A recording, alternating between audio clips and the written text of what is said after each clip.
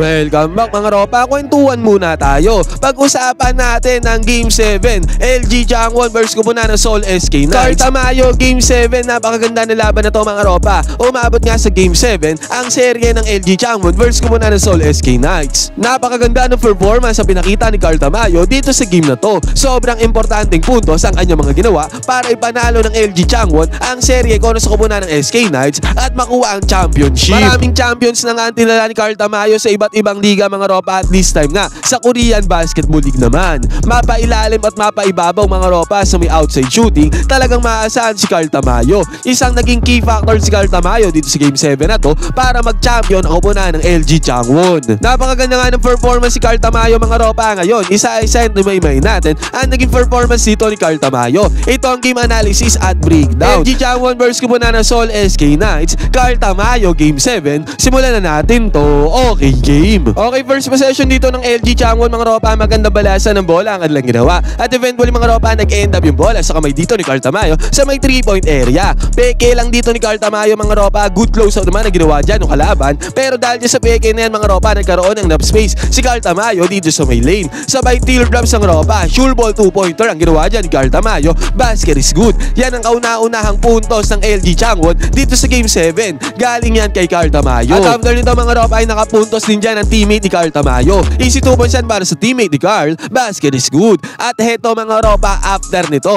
nagmintes sa tirada dito ng teammate ni Carl. Ang nangyari dito mga ropa, heto tingnan natin. Dinaanan, siningitan ni Carl Tamayo ang tatlong players dyan ng Seoul SK Knights. Good IQ play to mga ropa. Veterans move to para kay Carl Tamayo. At dahil sa pagsingit niya na yan mga ropa, maganda ang naging pwesto ni Carl Tamayo doon sa may ilalim. At yung mintes sa tira na yan ng teammate ni Carl ay naputback pa niya mga ropa dahil doon sa pagsingit niya sa may ilalim. Nakapagpundar tuloy ng 2 points dito si Carl Tamayo. Basket is good. Yung mga gantong detalye mga ropa, high IQ play yan para sa isang big man. Biruin mo mga ropa, tatlong players ng kalaban ang kanya siningitan dito at eventually mga ropa sa kanya pa napunta ang second chance points. At dito sa unang frame ng laro mga ropa, nakauna dito ang Kubunan ng LG Changwon. Kaya naging 8-4 ang score dito mga ropa. Lamang dyan ng 4 na puntos ang Kubunan ni Carl Tamayo. At syempre mga ropa, ang Kubunan ng Seoul SK Knights ay sobrang lakas din yan mga ropa. Hindi aabot ng Game 7 tong serye na to kung hindi malakas ang kalaban nila Carl. At take note mga ropa, home court nga din pala ng Seoul SK Knights ginanap tong larong to. Nakakuha din ng sunod-sunod na puntos yan ang Kubunan ng Seoul SK Knights mga ropa. At tong laban na to mga ropa, take note, dikitan lang to at naging dikdikan talaga ang laban dito sa may Game 7 na to. Nagpalitan nga ng bomba ang dalawang Kubunan mga ropa at eventually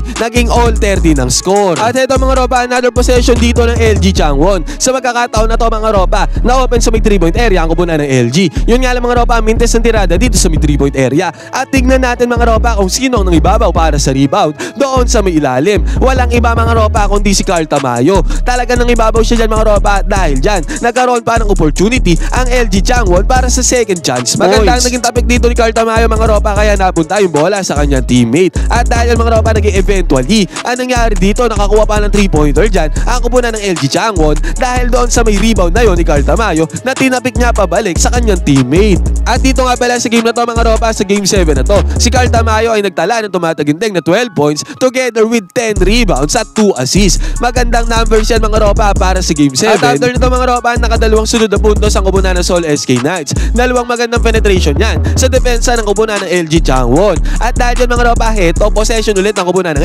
LG. Carl Tamayo may hawak na bola dito sa may top of the key sa may 3-point area. Ang ginawa ni Carl Tamayo dito mga ropa, ginalawan lang dito sa may 3-point area. Pinanis niya ang depensa dito na 1-on-1 mga ropa. At ang resulta nito, sinabi ko nga sa inyo, maganda ang outside shooting ni Carl Tamayo. Pasok ang 3-pointer dito, panis sa depensa sa 1-on-1. Basket is good para kay Carl Tamayo. At ang score dito mga ropa, 22-19. Second quarter, 2 minuto natitira. 3 puntos sa hawak ng kalamangan dito ng Kubunan ng LG dahil sa 3-pointer na yon ni Carl Tamayo. At another 3-pointer na naman ang pinakawalan dito ng Kubunan ng LG mga ropa. Back-to-back 3-pointers para sa kanila. At after nito mga ropa, dito sa may third quarter, binuksan ng LG ang third quarter sa may 3-pointer nila. Kaya nangyari dito mga ropa, naging 30-23 ang score. Lumobo sa 7 puntos ang kalamangan dito ng Kubunan ng LG sa may third quarter. Nag-enjoy ka na at nanalo ka pa, piliin ang link na nasa may comment section. Gamitin ang promo code na Johans, piliin ang sports option para makakuha ng 12,000 bonus. Nakabawi naman ng 2-pointer dyan ang Kubunan ng Seoul SK Knights mga ropa. At after nito, umatake si Carl Tamayo doon sa may ilalim ng paint. Yun nga lang mga ropa, access denied ang atake dito ni Carl Tamayo. Ang kanyang inabot sa import ng Kubunan ng Seoul SK. At after nito mga ropa, nakakuha ng 3-pointer ang Kubunan ng Seoul SK. Dalawang magkasunod na puntos puntos ang ginawa dyan ng koponan ng Seoul SK Knights. Basket is good. Again mga ropa, Carl Tamayo ulit ang mahawak ng bola dito. Nakakuha ng good penetration dito si Carl Tamayo, sabay kick out ng bola. 3-pointer dito ng koponan ng LG Changwon. Basket is good yan.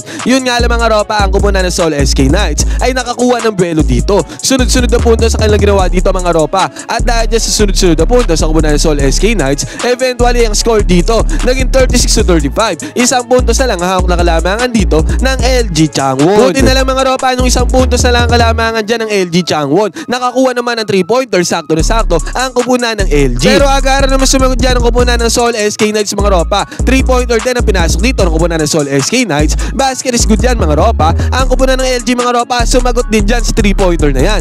Good penetration ang ginawa dito mga ropa, sabay layup. Panis dyan ng defender doon sa may ilalim. Good penetration yan para sa LG Changwon. Yun nga lang mga ropa, sa bawat tirada ng LG Changwon ay lagi na may sagot dyan ang kupunan ng Seoul SK Knights. This time naman mga ropa, 3-pointer ang pinakaulan dito ng Seoul SK Knights. Pumasok yan mga ropa, top of lucky 3-pointer, basket is good. Kaya nangyari dito mga ropa, naging all 41 ang score dito sa may 4th quarter. At eto na mga ropa, nakapwesto na si Carl Tamayo doon sa may lalim. Nabigyan naman ng entry pass dyan si Carl Tamayo mga ropa. At dyan sa entry pass na yan, binasag ni Carl Tamayo ang depensa doon sa may lalim. Nakakuha ng 2 points dyan si Carl Tamayo, basket is good. At after nito mga ropa, another 3-pointer pa ang pinakaulan dito ng LG Changwon. Pumasok din ng 3-pointer na yan mga ropa, yun nga lang. Agaran din sumagot ng 3-pointer dito ang Seoul SK Knights. Palitan sila ng 3-pointers mga ropa, pero sa pagkakataon na to, dito sa may 4th quarter na to, dalawang magkasunod na 3-pointers ang ginawa dito ng LG Changwon. At dahil dyan sa dalawang magkasunod na 3-pointers na yan, 52-45 ang score mga ropa, 7 points ang kalamangan dito ng LG. At hindi pa sila nagbaawat dyan mga ropa,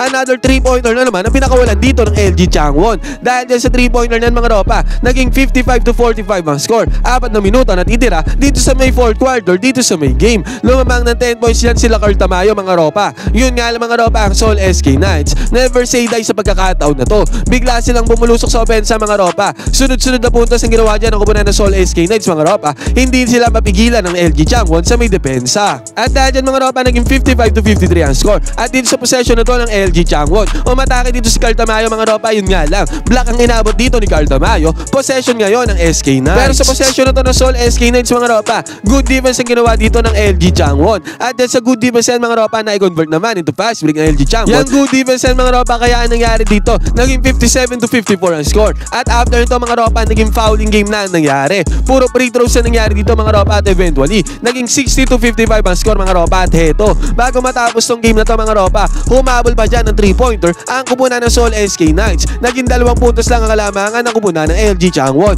Pero eventually mga ropa, sinelyuhan na ng LG Changwon ang panalo dito sa may game 7. Naging 62-58 na tapos ang game 7 na to, panalo ang team ni Carl Tamayo na LG Changwon. Napakaganda at napakadikit ng naging laban na to mga ropa. Palitan ng suntok ang dalawang kupunan at eventually nga, nag-champion na ang kupunan ng LG Changwon sa napakagandang game 7 na to. Nagtala nga si Carl Tamayo na tumataginting na 12 points together with 10 rebounds at 2 assists. Nakatulong yan sa stats ni Carl Tamayo mga ropa para mag-champion ang kupunan ng LG Changwon at dito sa game 7 na to. Ngayon mga ropa, ano masasabi nyo? Ang dami ng championship si Carl Tamayo, UAAP, Japan B-League at dito na rin sa may Korean Basketball League. Pwede kayo mag-comment dyan sa baba ng inyong opinion. Magkwentuhan tayo.